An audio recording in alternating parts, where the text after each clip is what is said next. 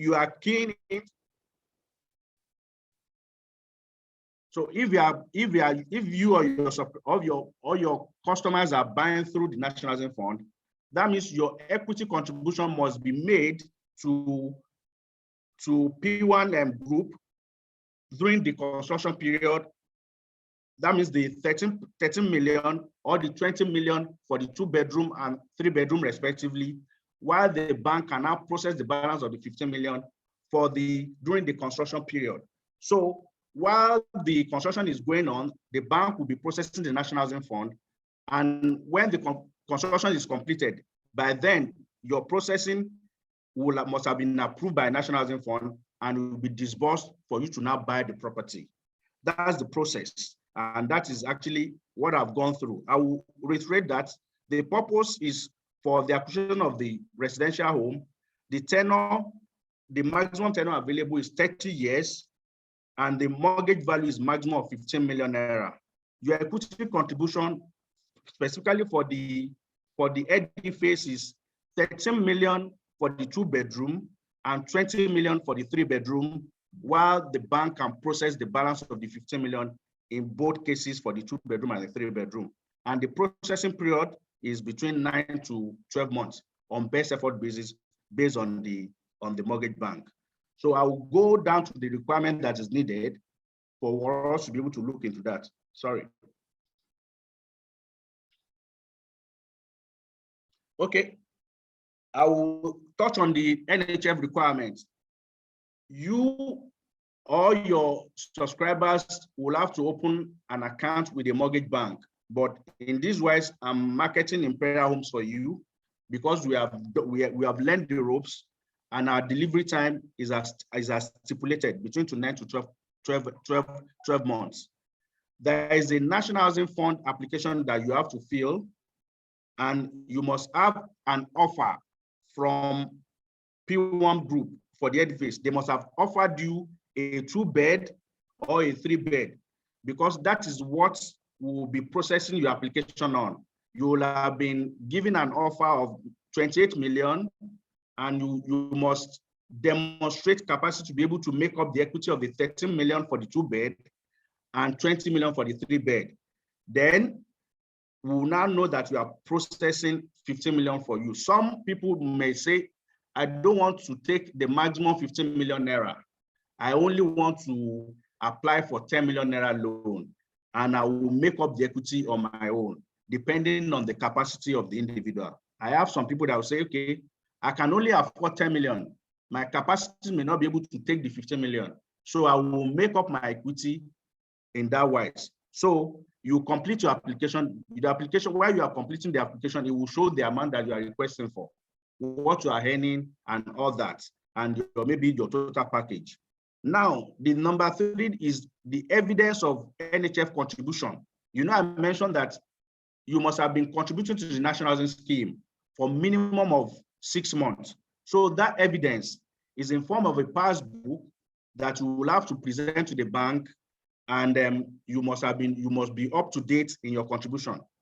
Yeah. And for people in paid employment, you must have your 6 months salary pay slip, because you will have to, your pay slip will show how much comes to you on a monthly basis. That's what we are going to do your analysis of your affordability on. Because when we receive your application, we will have to look at what you are earning, and based on the number of years that is remaining for you, we will have to do analysis to check what you can afford. Because when the loan is given to you, your affordability depends on the debt to income ratio. That means if you are earning 90,000, your repayment should not be more than 30,000. It is stated in the Universal Underwriting Standard that your repayment of your mortgage loan should not be more than 1/3 of what you are earning. So if you are earning 270,000, 1/3 of it is 90,000. So when we are doing your analysis, and based on the information you have given to us, we'll have to determine that your repayment should not be more than 90,000. So those are that is the reason why we need your pay slip. We also need to verify where you are working. So we will need your employment letter to show I am working so place. And if in the event that you have been promoted, you will have to also provide your promotion letter. You will have to provide your work ID and your means of identification, right? Like I mentioned, you must have your offer letter, which P1 must have given to you, or maybe allocation letter, and you must have demonstrated that you have committed to the edifice. Maybe I've made commitment and I've also signed on to a payment plan. Some people will say, okay, I'm committing 5 million to the P1 group for the offer they've given to me.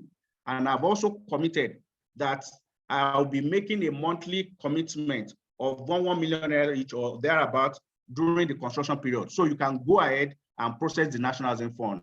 So we must see that you have demonstrated capacity in that wise. Those are actually those are the critical requirements that we need while we are processing your National Housing Fund. If there are other questions, I can take that one on so that we can move forward. Thank you.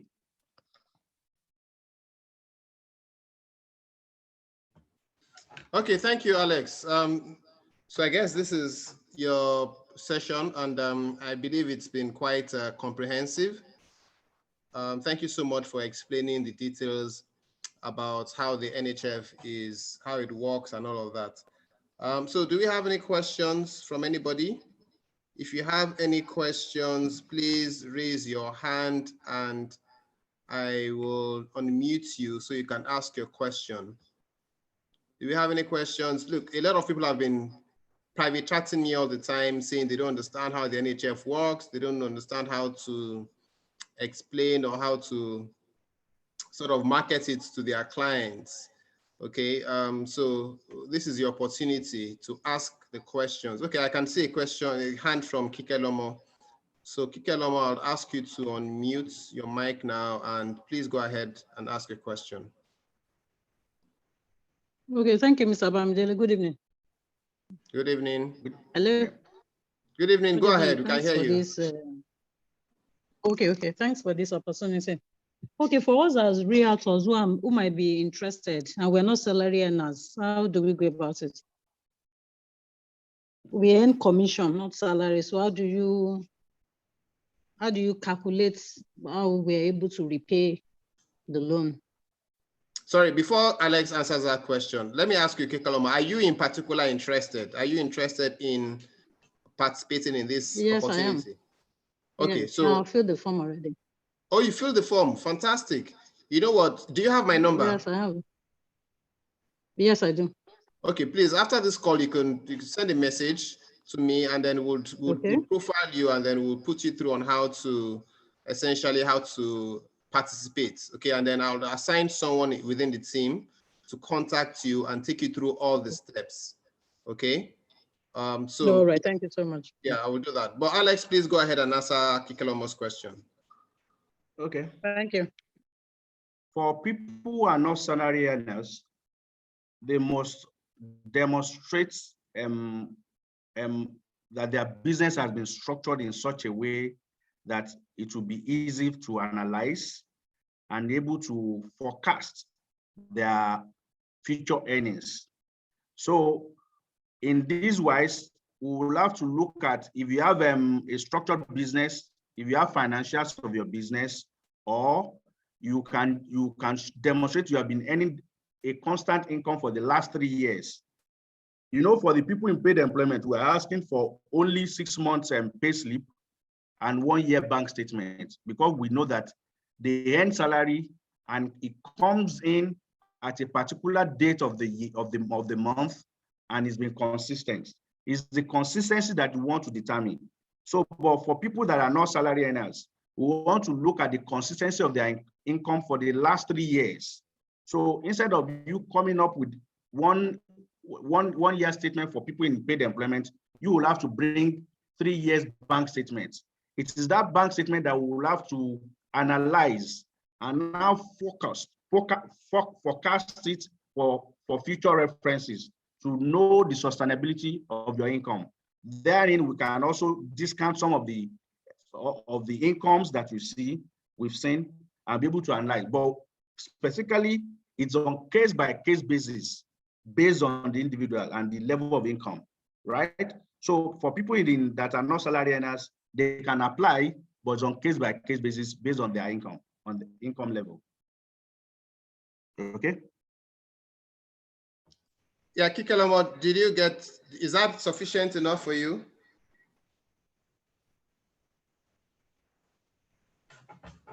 Kikelomo, did you get that as explanation from Alex?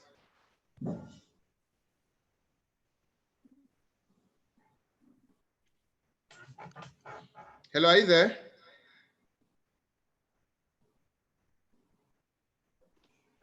Okay, seems Kikelomo is no more on the call.